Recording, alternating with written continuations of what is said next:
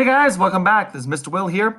It is a video lesson for the group Every Day I'm Calculating for Tuesday, May 5th, 5/5/2020. Hope you guys are having a good start to your day. We are back at it. We are solving systems of equations. Now, we worked on this at the end of the week last week. We worked on it yesterday, and here we are back at it again. So, systems of equations. Yesterday, we solved the problem using the substitution method, where we substituted y equals from one equation to plug in and solve on the other equation.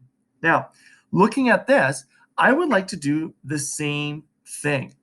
But what I'd like to do before I solve for using the substitution is I'm looking at this equation here, 3y equals x plus 1. And over here, this equation, 2y equals 6x minus 2. And I don't have y equals something, something.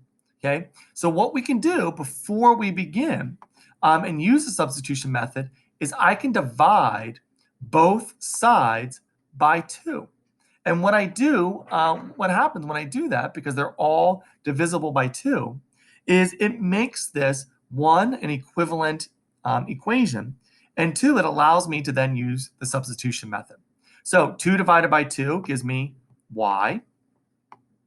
6 divided by 2 gives me 3x. And 2 divided by 2 gives me 1. So my new but equivalent equation would be y equals 3x plus 1. Now I can use this. I can use the 3x minus 1, and I can plug it in over here for y. And I can go ahead and solve it just like I did yesterday. Okay, so let's check this out. Let's rewrite our equation. So I have 3 times my y, which would be 3, that's a terrible 3x minus 1. And that's going to equal x plus 1. So I'm trying to, just like yesterday, try to get my variable terms on one side and my constant terms on the other. So the very first thing, let's look at this equation. What am I going to need to do? If you said do the distributive property of multiplication, you would be correct. So I'm going to take this 3, I'm going to multiply it by 3x, and multiply it by 1. You have to do the distributive property. So that gives me 9x minus 3 equals, that would equal, same thing, x plus 1. Now, let's look at this. What would be my next thing that I would like to do? Well, the next thing I would like to do is I would like to get this negative 3 over to the other side. And I would like to get this x over to this side. So what I'm going to do is I'm going to do this in one fell swoop. So buckle up. I'm going to subtract negative x from this side because x minus negative x cancels each other out. I'm going to add 3 to this side because negative 3 plus 3 gives us 0. So I would cancel this out. But wait, whatever you do to one side, you have to do to the other. So since I subtracted x from the right-hand side, I have to do it to the left. And since I added 3 to the left-hand side, I have to do it to the right. So really, what we're doing is we're just using the inverse operation to move my my constant terms to the other side, my variable terms to the other side. We're just doing back and forth. But as long as you do the same thing to both sides, it keeps the equation balanced. So 9x minus x gives me 8x.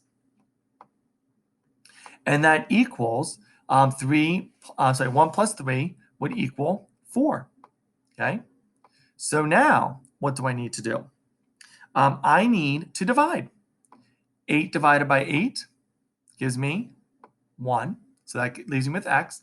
4 divided by 8 would give me 1/2, okay? Because 4 goes into 8 half a time, okay? So it would be x equals 1/2. Sweet. Now, not time to celebrate yet. I mean, we can pat ourselves on the back, but that is only half the problem. Now what we need to do is we need to take what we solved for the other side with the other equation and plug it into our second equation. So I'm going to take this value, x equals 1/2, and I'm going to plug it in here. Okay. So in doing that, I'm going to solve 6 times 1/2. Okay. So it'd be 6 times 1/2. Okay. Very good, very good. Minus 2 equals 2x. Now, 6 times 1/2 would be 3, right? 3 minus 2 gives you 1, okay? Now, on this side, I still have 2y, okay? So what I need to do here is I need to divide both sides by 2. I'm going to divide this side by 2. It cancels each other out. I'm left with y. And then I'm going to divide 1 by 2. Wait a minute. X equals 1/2. Wait a minute. Y equals 1/2.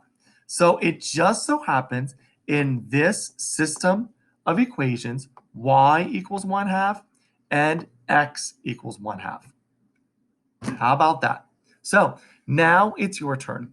I want you to work to solve some systems of equations. Ask questions, work hard. I will see you back on Thursday.